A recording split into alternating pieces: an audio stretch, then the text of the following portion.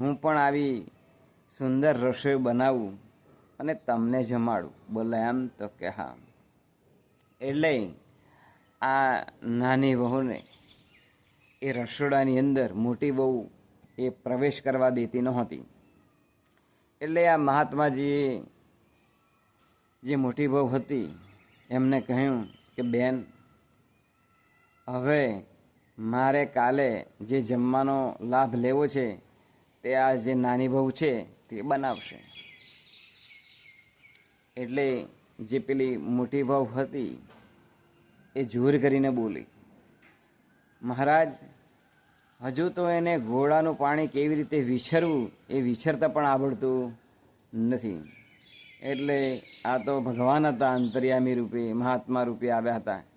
એટલે એમણે કીધું કે ભલે એમને ઘોડાનું પાણી વિસરતા ના આવડે, પરંતુ તમારે શીખવવાનું, તમારે કાળજી રાખવાની.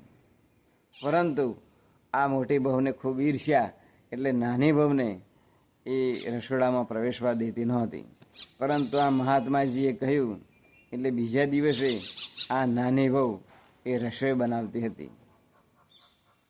અને આ નાની બહુએ દાળનો વઘાર એવો કર્યો કે 10 ઘર સુધી એની સુગંધ ગઈ અને 10 ઘર સુધી ખબર પડી ગઈ કહો હો, આજે તો ખૂબ સુંદર વઘારની સુગંધ આવે છે. આ કોને ઘર વઘાર થયો હશે? આમ પેલી આજુબાજુવાળા જે હતા બહેનો એ કહેવા લાગ્યા.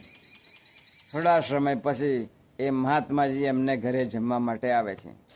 પરંતુ આ મોટી બહુ હતી ઈર્ષ્યાવાળી, એણે શું કર્યું કે જ્યારે નાની બહુએ દાળ બનાવી હતી ને, ત્યારે જ્યારે આઘા પાછી હોય ને એટલે એક મીઠું ભરી અને મીઠું ઠપકાર્યું દાળમાં, જેથી આખી દાળ ખારી ખારી થઈ જાય. જો ઈર્ષ્યાનો ભાવ હોય તો રસોઈ બગાડી આપવા માટે કેવી રીતે એ મોટી બહુ કરે છે. ખરેખર આ ઈર્ષ્યાનો ભાવ એ રાખવો જ ના જોઈએ. પરંતુ જ્યારે પેલા મહાત્માજી વખાણીને ખાતા ને, ત્યારે મોટી વહુ જે હતી ને એને એકદમ આનંદ થતો, એ ફૂલાઈ જતી કે જોયું, હું કેટલું સરસ બનાવી અને મહાત્માજીને જમાડું છું. એટલે નાની બહુ રડતી, એટલે એમને પણ બીજા દિવસે એમણે કહ્યું કે તમારે રસોઈ બનાવવાની. નાની બહુએ જે રસોઈ બનાવી તો એનો વઘાર સારામાં સારો થયો. એટલે ઈર્ષ્યા આવી, એટલે મીઠું ભરીને મીઠું મોટી બહુએ નાખ્યું. હવે જે મહાત્માજી છે એમને જમવા માટે આમંત્રણ આપ્યું. જમવા માટે બેઠા અને પછી